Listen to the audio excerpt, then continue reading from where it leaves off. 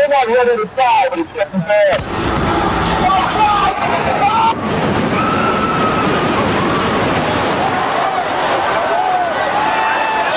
I'm on the 83rd floor. I'm going to die, aren't I? No. I'm going to die. Ma'am, say your prayers. We're going to think positive because you got to help each other get off the floor.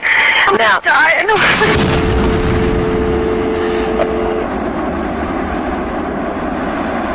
New type of war. That's what it is. The bin Laden sits in Afghanistan. There is a source of who else terror. can you identify, though? Because we're not saying he's responsible for this necessarily. No, we don't say that he's necessarily responsible. Bin Laden, who is behind this very attack, when you and the whole world will realize. So we've never made the case or argued the case that somehow Osama bin Laden was directly involved in 9/11. That evidence has never been forthcoming. Now we have some breaking news coming into the MSNBC newsroom. A federal judge has approved a request by prosecutors to officially dismiss all criminal charges against Osama bin Laden. To officially dismiss all criminal charges against Osama bin Laden. There was a report, you'll recall, that the Mossad, the Israeli intelligence agency, did indeed send representatives to the U.S. to warn just before 9/11 that a major terrorist attack was imminent. And that's why Israel had information that they were giving the American government specific information. There will be an attack in North America within the next 30 days. There will be a hijacking of aircraft, and those aircraft will be used as flying bombs. That was available at the time. So I wrote a book in 1995, and I said that if the West doesn't wake up to the suicidal nature of militant Islam, the next thing you'll see is the militant Islam is bringing down the World Trade Center. In his 2000 book, The America We Deserve, Trump wrote, "I really am convinced we're in danger of the sort of terrorist attacks that will make the bombing of the 1993 Trade Center look like little kids playing with firecrackers." Trump also mentioned the mastermind of the attack, writing, quote, "One day, we're told that a shadowy figure with no fixed address named Osama bin Laden is public enemy number one, and U.S. jet fighters lay waste to his camp in Afghanistan. He escapes back under some rock, and a few news cycles later, it's on to a new enemy and a new crisis." The alliance between Israel and America has always been extremely strong. It's about to get even stronger. President Trump and I see eye to eye on the dangers emanating from the region, but also on the opportunities. I think... Well, excuse me one second. You're making a connection between the Taliban and Iraq? Yes, I am. I'm saying that if you look at those who harbor terrorists, and those who support terrorists. I guess I was looking for a connection between September 11th and my understanding why we went to the Taliban is there was a connection there. They were harboring somebody that we believed did the act on September 11th. Yes, that's the first reason why you did it. Now you're going to take me from September 11th to Iraq somehow? Yes, but I'm saying something else. I'm saying the connection is not whether Iraq was directly connected to September 11th, but how do you prevent the next September 11th? What is important to understand is that you have to dismantle the entire terror empire, and especially before its main practitioners, the terror states of Iran and Iraq, acquire nuclear weapons. And this, I think, has been a wake-up call from hell. It is telling us, you have the power now to act. Summon the will. There is no question whatsoever that Saddam is seeking and is working and is advancing towards the development of nuclear weapons. No question whatsoever. No question whatsoever. Those weapons of mass destruction got to be somewhere.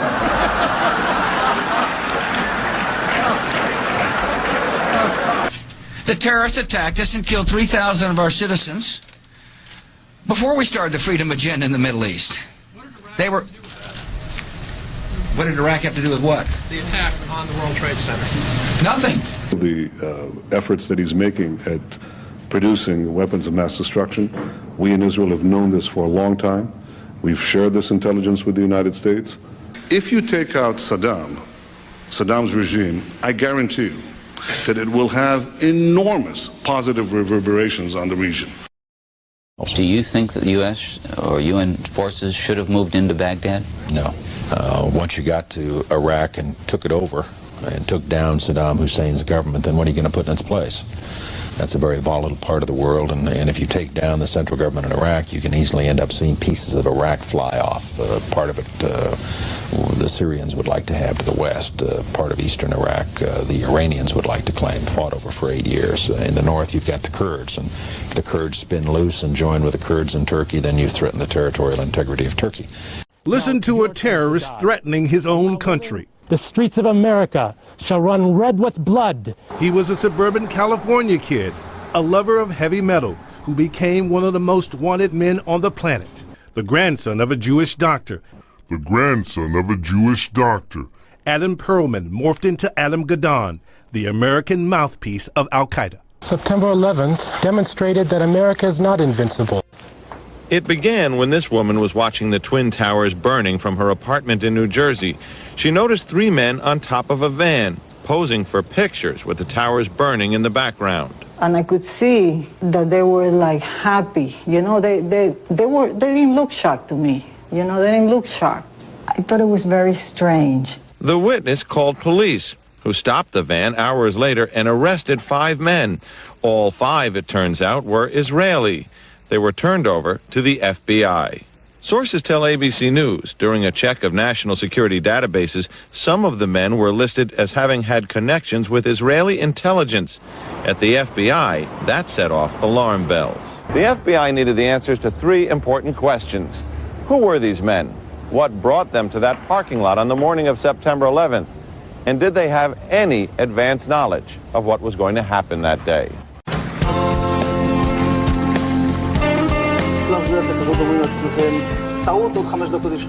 And at that point, we were taken for another round of questioning, this time related to our allegedly being members of Mossad. The fact of the matter is, we are coming from a country that experiences terror daily. Our purpose was to document the event. Our purpose was to document the event. I said, how could a plane, even a 767 or 747 or whatever it might have been, how could it possibly go through this deal? I happen to think that they had not only a plane, but they had bombs that exploded almost simultaneously. They were constructed to withstand like a 707 attack. Well, it's tremendous power and tremendous heat, and people were willing to die, and when they're willing to die and when they're willing to become kamikazes of a sense, there's very little you can do about it. Elliot Spitzer, an old friend who I knew well. I said, Elliot, if you don't help me, I'll never collect from the insurance companies. And guess what? He listened, and he said, you know what? You're entitled.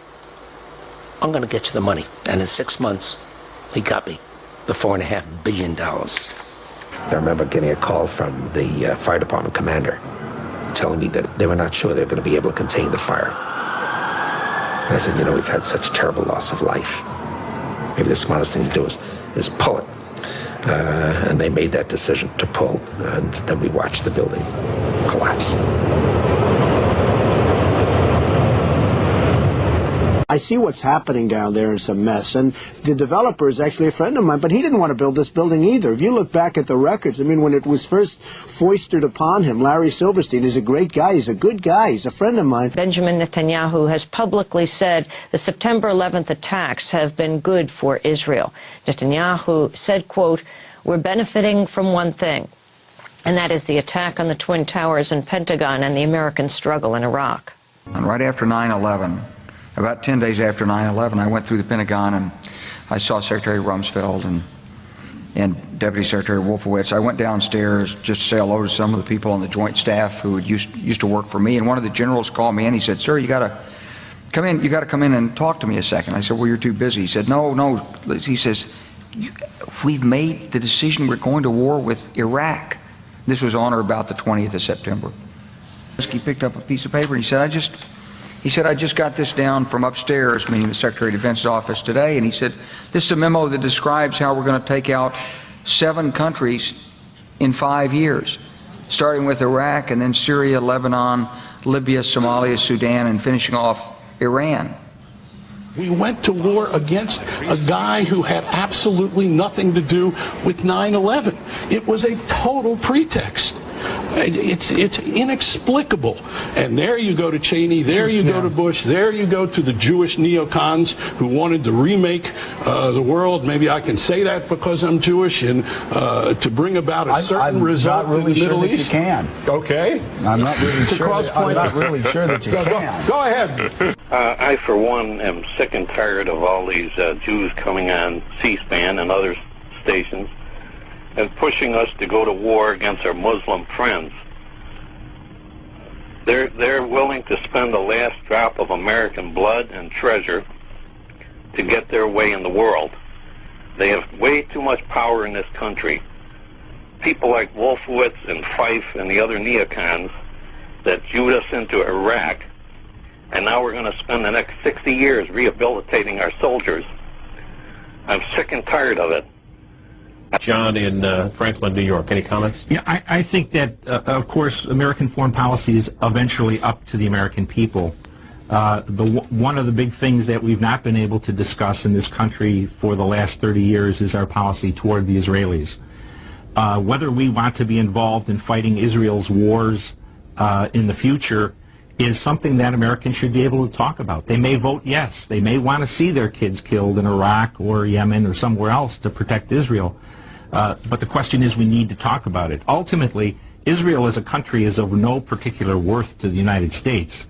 It doesn't. You mean strategically? We have no. They have no resources we need. Their manpower is minimal. Their association with us is a negative for the United States. Now that's a fact. They shouldn't be called an ally. They don't deserve it. 4 days into the 1967 Six-Day War, these men witnessed and survived one of the most deadliest attacks on an American vessel by a close U.S. ally, Israel. The torpedo entered the ship right about here. 42 years ago, Israeli jet fighter planes and torpedo boats bombarded an American intelligence Navy ship, the USS Liberty, with a series of attacks. The assault lasted 2 hours. According to survivors, killed 34 crewmen, injured over 170 others, and nearly sunk the ship. The whole story of it being an accident is just not true. Although for decades the Israelis insist the incident was a case of friendly fire, the victims of the attack confirmed the Israelis were fully aware they were attacking an American ship. Israel claims that they were not flying a flag and that was a mistaken identity, but I know for myself that we were flying a flag. A lot of it, we believe, was covered up. That it was an intentional act by Israel to sink the ship with all hands, no survivors. Why do you think they would have bombed the ship? Their next plan was to attack the Golan Heights. So the troops they had on the Sinai now had to be moved to take the Golan Heights. The fact that the Israelis were massacring Egyptian troops, Egyptian prisoners of war. They had so many of them, and once again, they wanted to move all the troops they could to the Syrian border, and they couldn't handle the Egyptian prisoners of war. So they massacred them. So it's perceived that they thought that we were intercepting the fact that happened. This is a provocative act of war, would you not agree? Oh, yes, definitely. What happened? How did the U.S. react when this happened? USS Saratoga, which was I can't tell you how many miles away, but it was several miles away, launched aircraft to come to our aid once we got the Mayday signal out. And those jets were recalled by McNamara, I believe. They relaunched, and the second wave was called back by President Johnson himself. That he did not want, for whatever reason, did not want the U.S. involved in this on our side. Why do you think that is? Because I think Israel has too much money and they can have too many controlling interests in our government.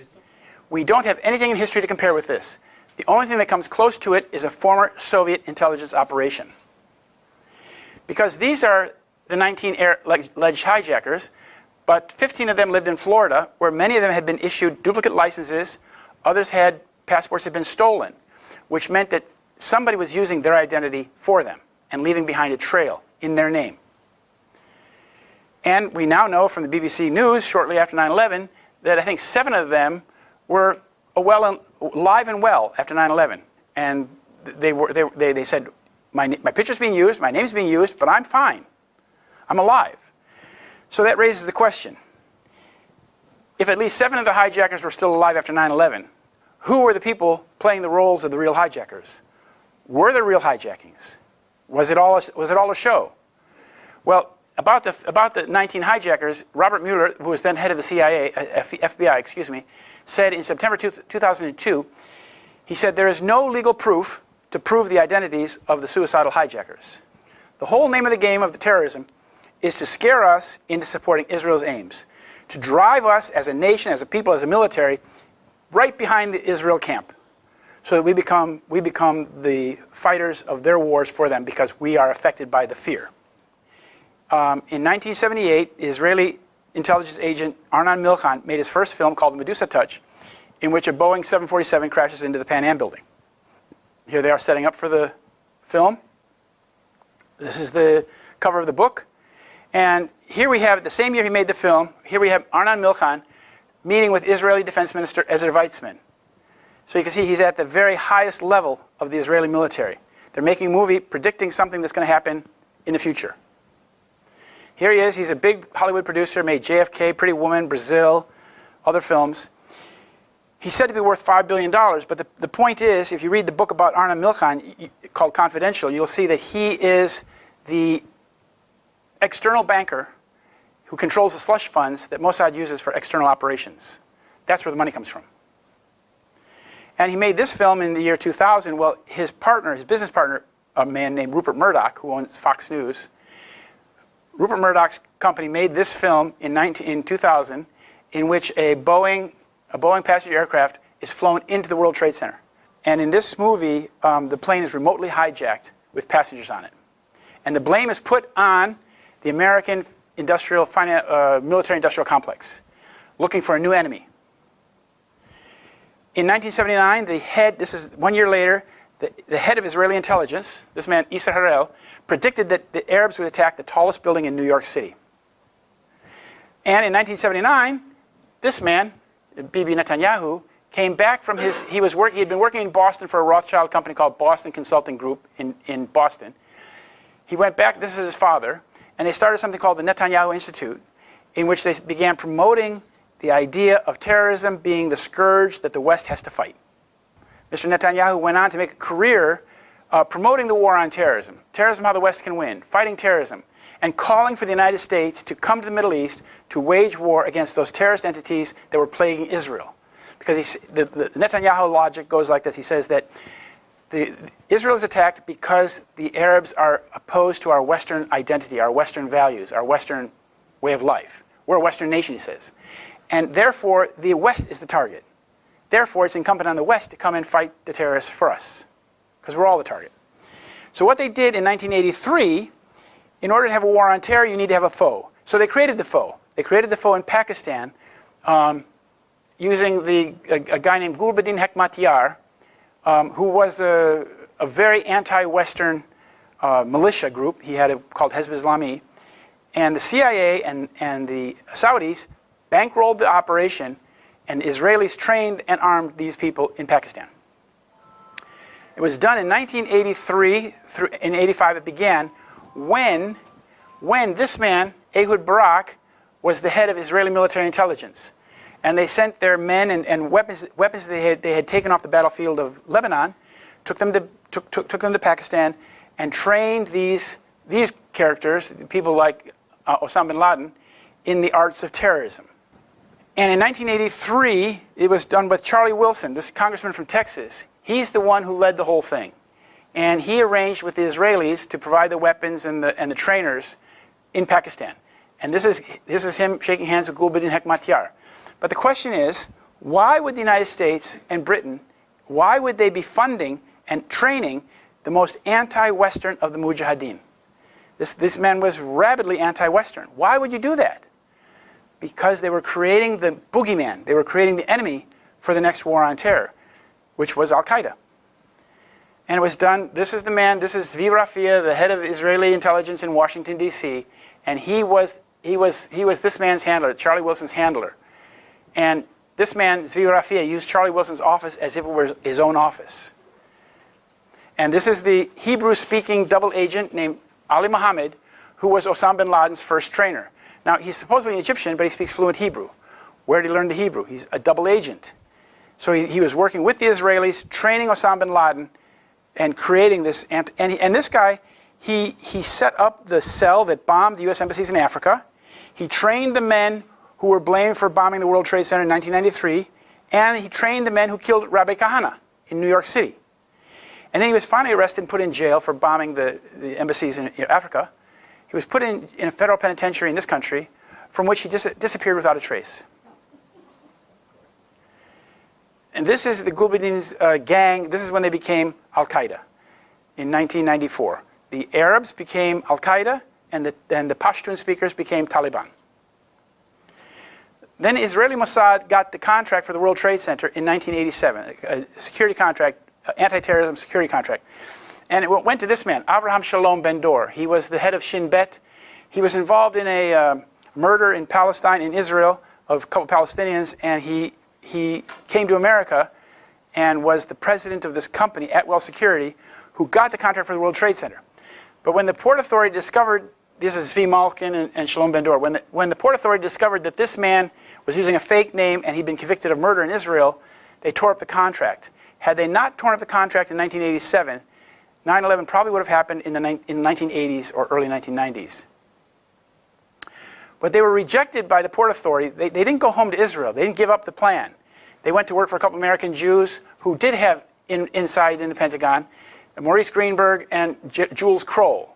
And Jules Kroll had a company called Kroll Associates who got the security contract for the World Trade Center in 1993 after the first bombing.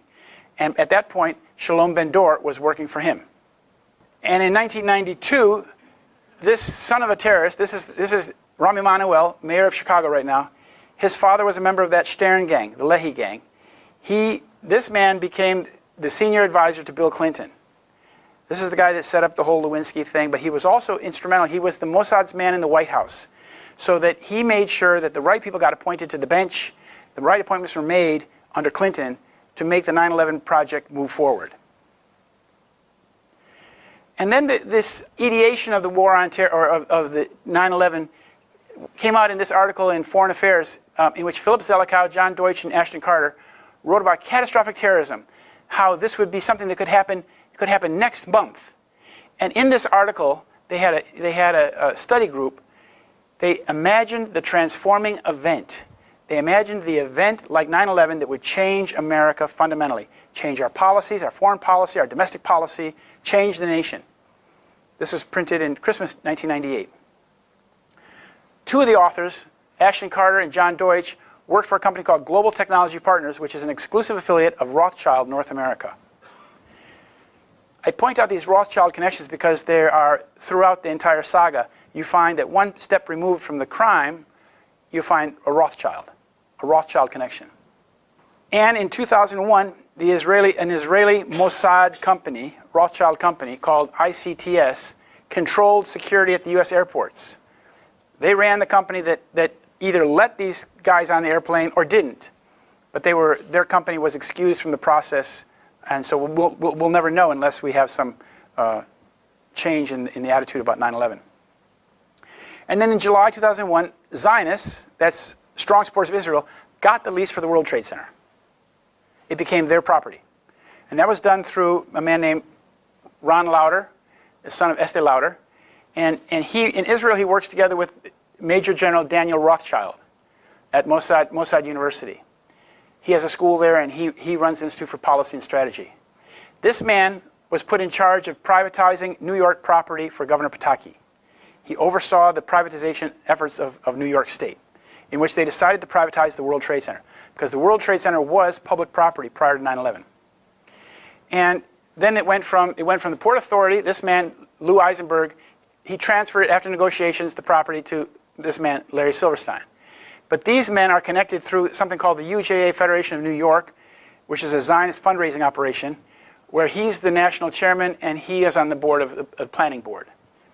And again, Larry Silverstein, the man who got the World Trade Center lease for 99 years, is this man here. He had weekly phone calls every Sunday afternoon with Benjamin Netanyahu. Then in July 24th, 2001, he got the keys to the front door of the World Trade Center. This is what was left 5 weeks later. This is about the put options. You may have heard about the put options that in which people profited by knowing that the stocks of the airlines and insurance companies would tank on 9/11.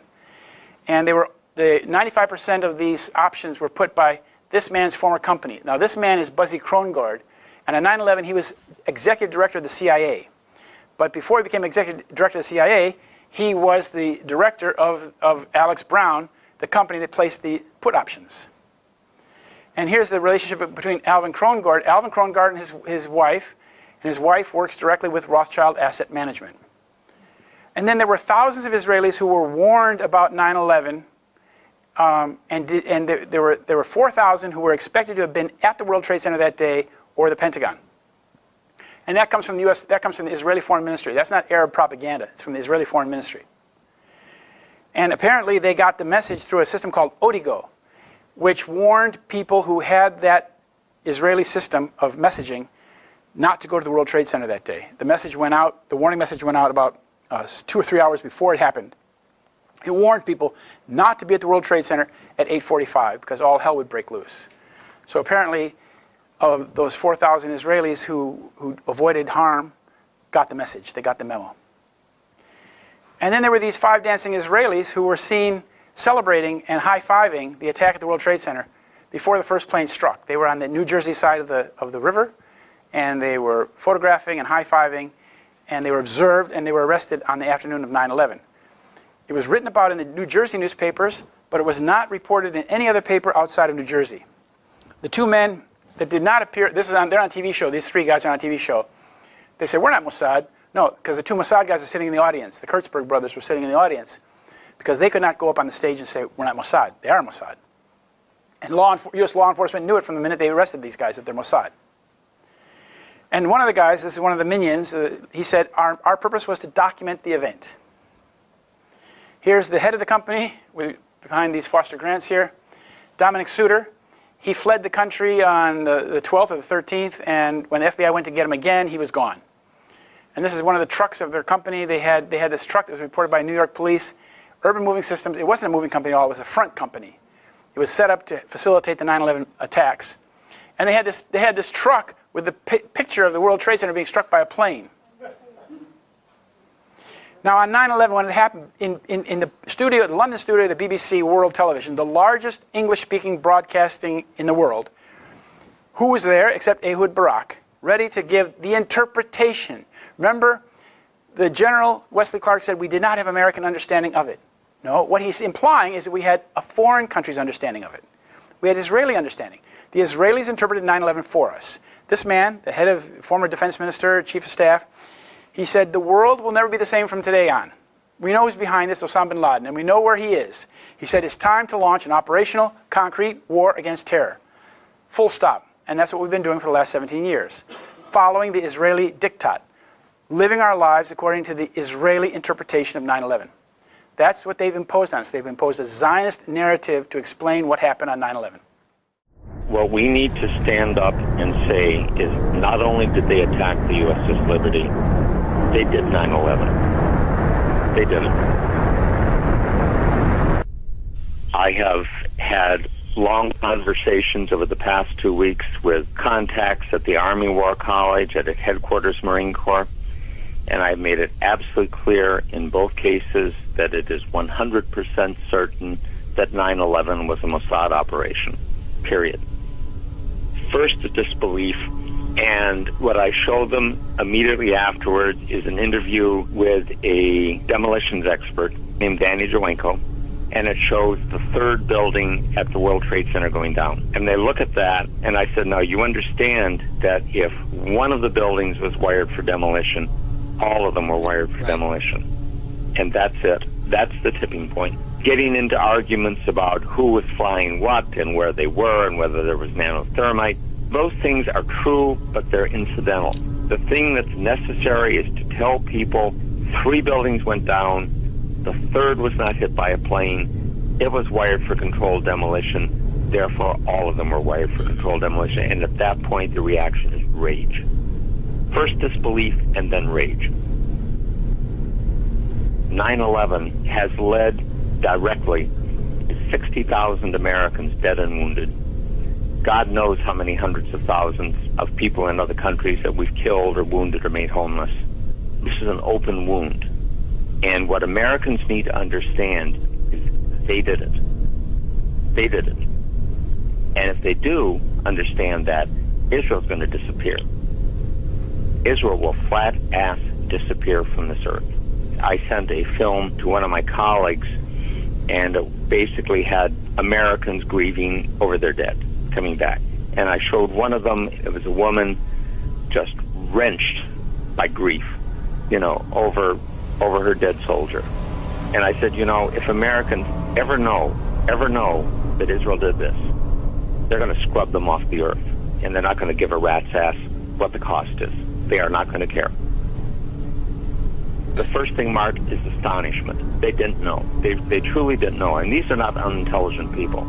They really didn't know. And the next statement is rage.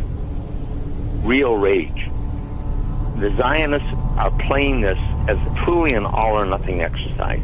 Because if they lose this one, if the American people ever realize what happened, they're done. The military has not been bought. The military is loyal, but it has not been bought. And if it ever understands this, really, really deeply understands this is what I got when I put some of these things to the Army War College and to Headquarters Marine Corps. I mentioned to a contact at Headquarters Marine Corps, I said, you know they did 9/11. And it was, you don't mean it. I said, absolutely. And if they ever understand that, these people are history. Completely shocked. Unbelievable. Right, that's the view from the Palestinian side. Joining me now here in the BBC World studio is the former Israeli Prime Minister Ehud Barak, who's in London at the moment. Mr. Barak, welcome to BBC World. First, your reaction, having heard what's happened. At least 4 planes have been hijacked, and there may be more. The world will not be the same from today on. I don't know who is responsible. I believe we will know in 12 hours. Bin Laden sits in Afghanistan. There is a source of who else terror. Can you identify, though? Because we're not saying he's responsible for this necessarily. No, we don't say that he's responsible. Every simple step, crossing borders or going on a plane or on a ship, will become more complicated. It's a time to launch a operational, concrete war against terror, even if it takes certain pains from the routine activities of our normal society. This is the time to deploy a globally concerted effort led by the United States, the UK, Europe, and Russia against all sources of terror. Consistently, along 6 or 10 years, Iran, Iraq, Libya, North Korea. This is the only way. Without this clarity of purpose, there will be no world order, no world order possible.